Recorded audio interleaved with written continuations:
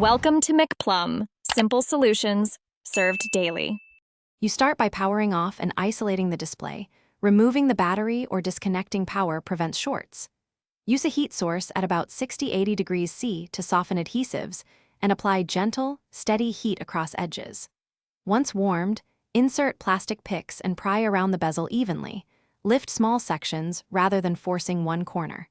Make sure to keep screws organized and photograph connector locations before disconnecting. This saves time when reassembling and avoids damaging ribbon cables during the initial separation step.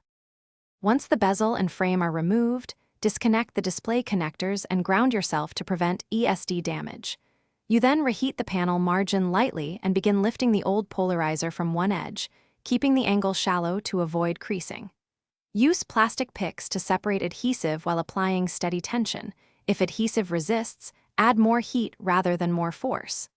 After removal, clean remaining adhesive and particulates with 90% isopropyl on a lint-free cloth, wiping in straight strokes to preserve display coatings.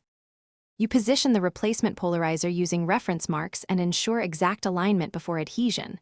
Once aligned, press evenly from center outward to expel air and prevent bubbles.